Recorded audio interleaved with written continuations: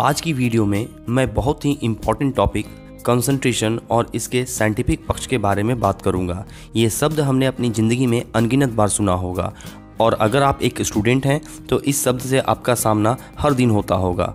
खासकर हमारे पेरेंट्स और हमारे टीचर्स हमें अक्सर बोलते रहते हैं अपनी पढ़ाई पर ध्यान दो, अपनी स्टडी पर कंसंट्रेट करो, पर कैसे ये कोई नहीं बताता। तो सबसे पहला सवाल ये है कि हम अपना कंसंट्रेशन कैसे बढ़ा सकते हैं। इसका सबसे आसान उपाय यह है कि हम जो भी काम कर रहे हों एक बार में एक ही काम करें।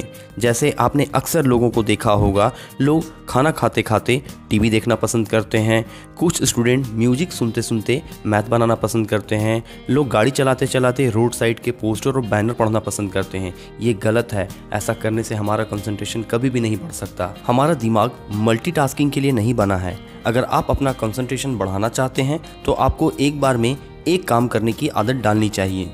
इसका एक साइंटिफिक पक्ष भी है। हमारी कॉग्निटिव कैपेसिटी की एक सीमा होती है, मतलब हमारा दिमाग एक बार में 7 बिट की इन्फॉर्मेशन प्रोसेस कर सकता है और 2 इन्फॉर्मेशन के बीच कम से कम 1/18 सेकंड का अंतर होना चाहिए। इसका मतलब हम 1 सेकंड में 18 गुने 7 यानी कि 126 बिट की इन्फॉर्मेशन ले सकते हैं। अर्थात एक बार में हमारे इन्फॉर्मेशन ग्रहण करने की क्षमता बहुत सीमित है। आप अभी जो मेरी आवाज़ सुन रहे हैं इसमें 30 बिट पर सेकंड खर्च हो रही है। कुछ कमेंट्री आप अपने मन में भी कर रहे होंगे जिसमें तकरीबन 30 बिट पर सेकंड खर्च हो रही है। कुछ बिट शरीर और आसपास की अवेयरनेस को सेंस करने के लिए हमारे सेंस ऑर्गन यूज़ कर रहे होंगे। इसलिए जब 2 लोग एक साथ बोलते हैं तो बात समझने में काफ़ी दिक्कत होती है और जब 3 लोग एक साथ बोलते हैं तो बात समझ में आनी बंद हो जाती है। इसलिए जब कोई कहता है अपना ध्यान इधर दीजिए तो उनके कहने का मतलब होता है अपने ध्यान की बीट एक जगह खर्च कीजिए। जैसा आपने देखा होगा, बच्चे लाइब्रेरी में किताब में सर घुसाकर पढ़ते हैं। वे स्वाभाविक रूप से सारे डिस्ट्रैक्शन को काट रहे होते हैं। जब आप अपने आसपास से डिस्ट्रैक्शन को हटाते हैं तो 126 बिट में जो इधर उधर लगे हुए हैं आप उन्हें समेटकर वापस एक जगह ला रहे होते हैं। ऐसे फोकस को 5-10 सेकंड हर कोई अनुभव करता है, पर कुछ लोग 5-10 मिनट भी रोक लेते हैं, लेकिन घंटों का गहन ध्यान केवल कुछ लोग ही साध सकते हैं।